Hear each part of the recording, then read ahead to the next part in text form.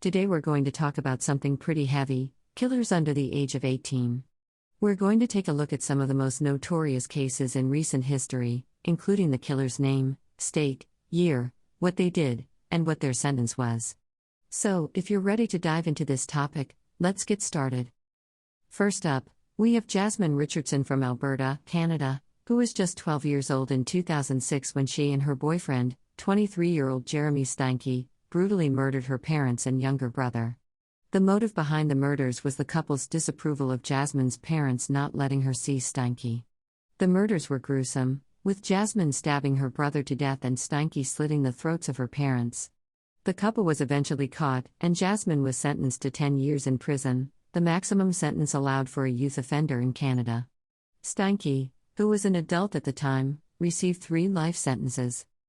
Next, we have Joshua Phillips from Florida, who was just 14 years old in 1998 when he killed his 8-year-old neighbor, Maddie Clifton. Phillips had accidentally hit Maddie with a baseball while playing, and when she came to his house looking for her ball, he invited her in and killed her. He hid her body under his bed for a week before his mother found it. Phillips was tried as an adult and sentenced to life in prison without the possibility of parole. Moving on to the infamous case of Mary Bell from England, who was just 11 years old in 1968 when she killed 2 young boys. Mary was a troubled child who had a history of cruelty towards animals and had previously attempted to harm other children. She strangled and killed 2 boys, aged 3 and 4, and left notes at the crime scene, claiming responsibility for the murders. Mary was eventually caught and was found guilty of manslaughter on the grounds of diminished responsibility, due to her age and troubled background. She was sentenced to life in prison but was released at the age of 23. Another case that shocked the world was the Slender Man stabbing in Wisconsin in 2014. 2 12-year-old girls, Morgan Geyser and Anissa Weyer, lured their friend, Peyton Leutner, into the woods and stabbed her 19 times in an attempt to appease the fictional character Slender Man, whom they believed to be real. Peyton miraculously survived the attack, and both girls were charged with attempted first-degree intentional homicide. Morgan and Anissa were both found not guilty by reason of mental disease or defect and were ordered to spend time in a mental institution. Moving on to a case from Japan, we have the Kobe child murders, which occurred in 1997. 14-year-old Sakakibara Sato, who was known as the Kobe Demon, killed 2 younger children, aged 10 and 11, and injured several others.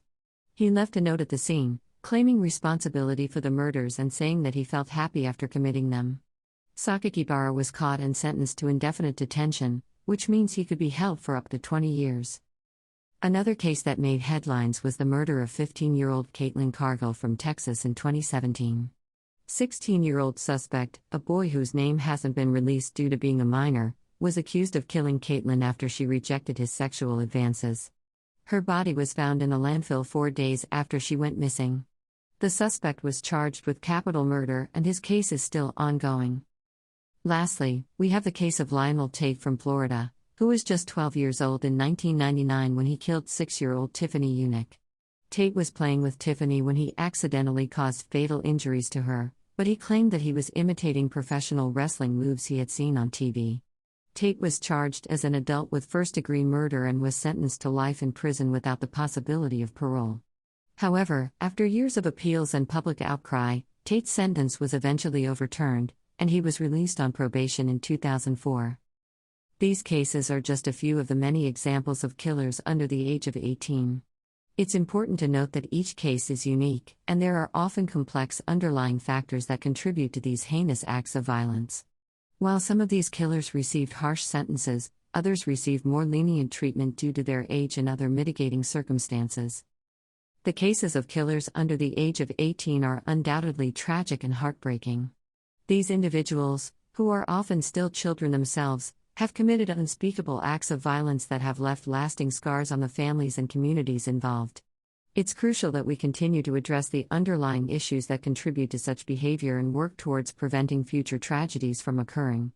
Thank you for joining me on this difficult but important topic.